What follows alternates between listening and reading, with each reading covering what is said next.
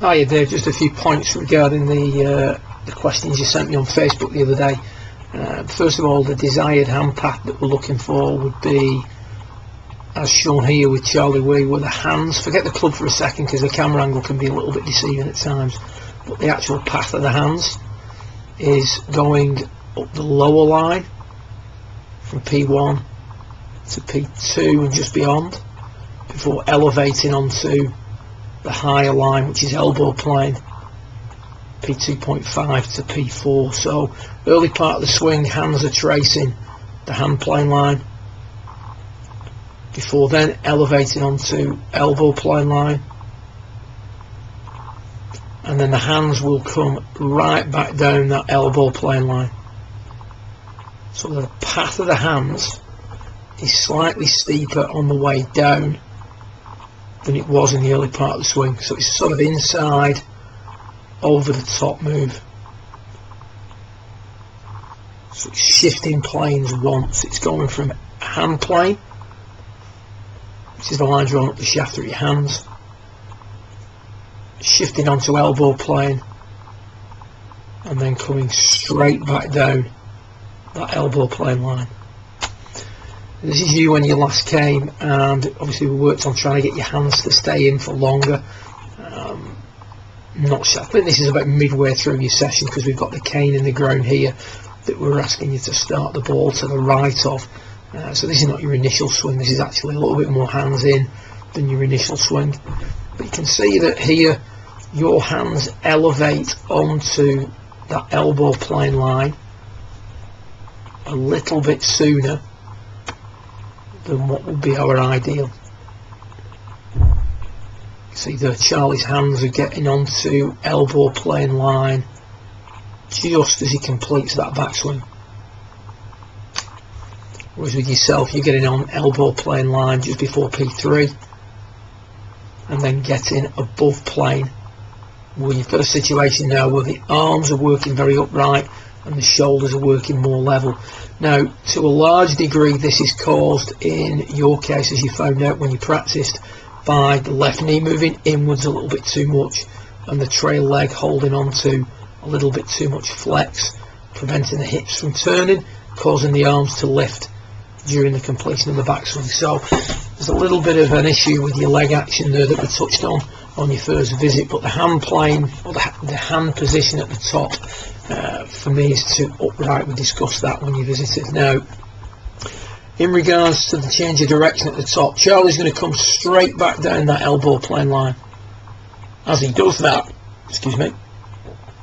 from about here in the swing, the back of the left hand is rotating over, or starting to rotate. So accumulator 3 is starting to release gradually, and you can see that results in the toe end of the club, amongst other things, but the toe end of the club starting to work down, so it's not quite as open to the plane. What we see with yourself here is initially we see that the butt of the club has to work straight down. Now it's working straight down to allow your arms to reconnect with your torso and to attempt to get the club, or the hand, the butt of the club, onto that elbow plane line. Now the problem with that is it's a very sort of steep, choppy move. So what happens now is we start to push the hands out, get the club in, because we appreciate we don't want this club coming in too steep. So the first move is going to be straight down ish. We're then realizing that this needs shallowing out, so the handle of the club, the butt of the club, starts to work out this way to allow the club to drop back into a position that would be appropriate to hit from. But the act of doing that is opening the club face to the arc. It's causing accumulator 3, the back of the left hand, to make almost like a counter rotation. I think if you've got a club out in front of you and just made some left-handed swings, you'd appreciate that. Sort of that move there is a counter rotation. And now we've got to get our skates on to try and square that club up at the bottom, and it's something you do well. You get a lot of talent, so obviously what makes you a good player, but it's not the most reliable way to dispatch the golf ball. Whenever accumulator 3 is releasing very hard at the bottom, it's also taking loft off the club face, so it's making your ability to hit the ball higher and start the ball to the right and draw it back more difficult.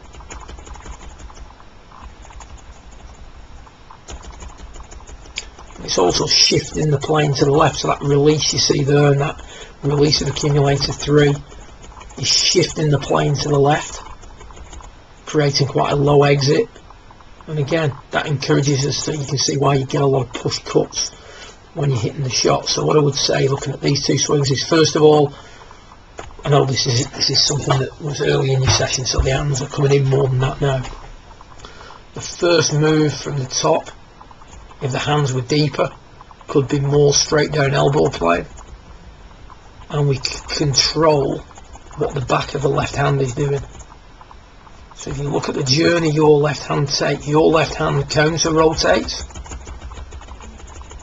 from P4 to P6, and Charlie Wees pretty much does very little